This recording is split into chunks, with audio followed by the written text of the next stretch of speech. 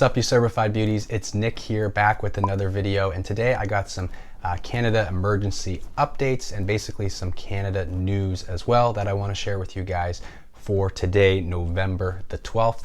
But before we get started, I'm Nick from Nick's Taxes, and I make videos on the Canada response benefits as well as personal tax, finance, investing, and some Canadian news updates. So if that's of interest to you, please hit that subscribe button and follow along, because I'll be sure to update you guys as soon as I get some new or interesting information that I think is worthy of sharing. Also, if you get any value out of this video at any time, I just ask that you hit the thumbs up button as a token of appreciation for this video. Let me know if this video is a good video, and then it also helps push it out to more people to see it, which I'd really appreciate.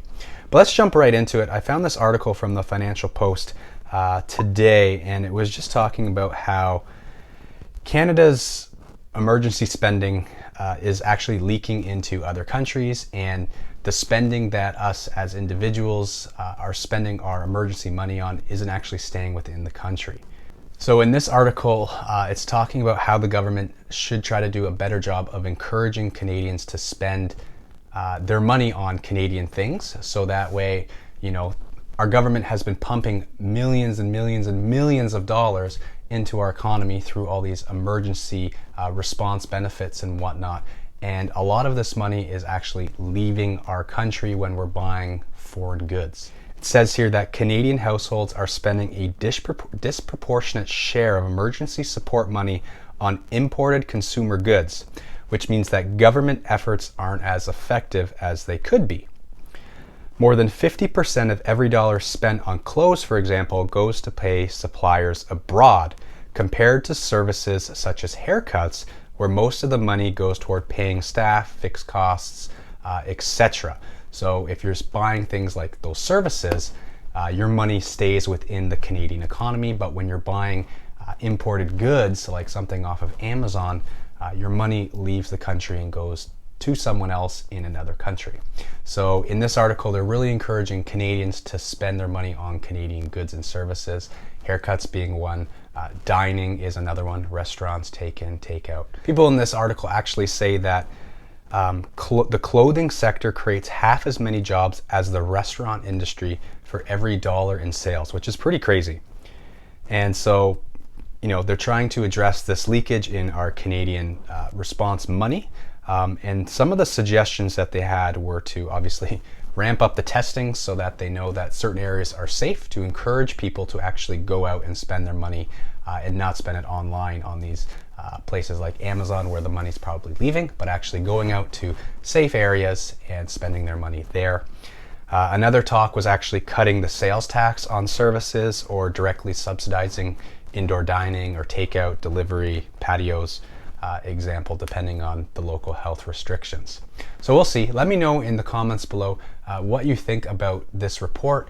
Where are you spending your Canada emergency money, and what are you doing with it? Are you spending it on Canadian things? Are you saving it? Or are you spending it on foreign goods? Speaking of saving and spending, RioCan, if you invested based on my last video, you're going to be up around 10 to 15% since I created that video. I've got a couple people that have commented on my video or sent me messages directly saying, you know, thanks for the tip.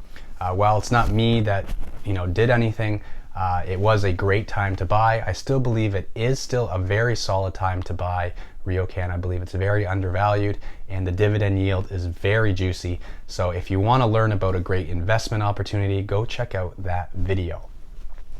I'm also going to be creating more videos on stocks and different investment opportunities that I think are very, very juicy right now to buy. So stay tuned for those videos, and make sure to subscribe so that you stay in touch with those videos as soon as they come out. Basically though, I think that the results of the vaccine were very good, and so the areas that have been hit the hardest due to these lockdowns, those are the companies that are going to really spike when we get when we get really good news regarding vaccines and health restrictions. But they're also going to be very volatile in the sense that when we get some bad news, those stocks are also going to go down. RioCan does fit in that category, in my opinion. Speaking of when things go down, in Canada, Manitoba and Toronto are both going into code red lockdowns, which means everything's pretty much going to be shut down in those areas. Manitoba is shutting down the entire province, where Toronto is obviously a main city. They are shutting down for 28 days.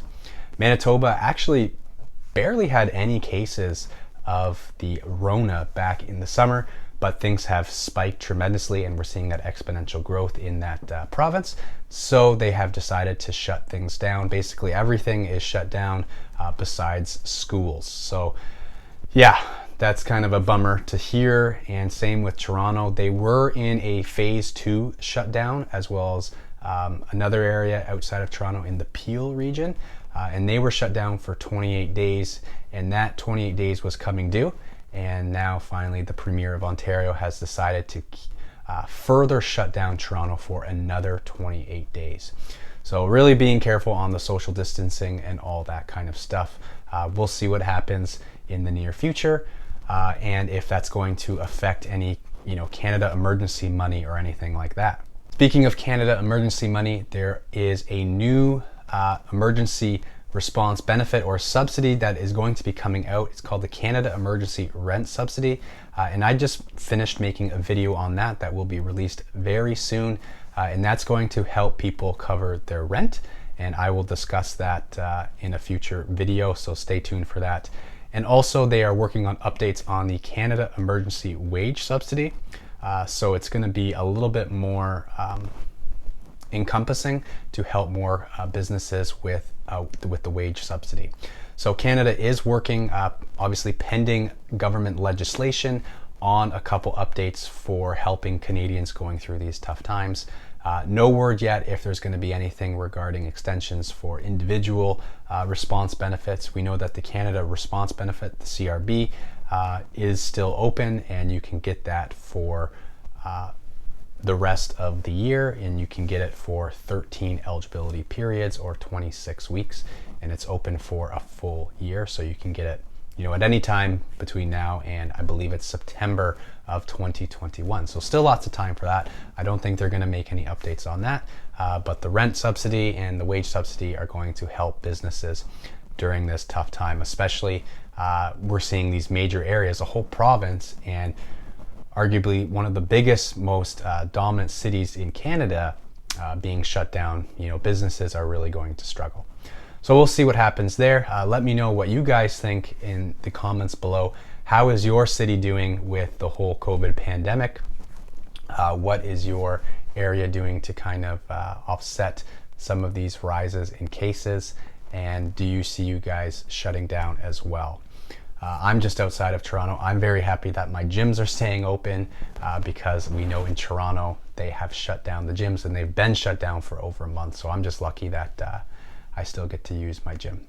But anyway, that is the Canadian update for today. I hope you got value out of this video, and stay tuned for some more updates because they are coming. Anyway, I will see you guys in the next video, and as always, happy taxing.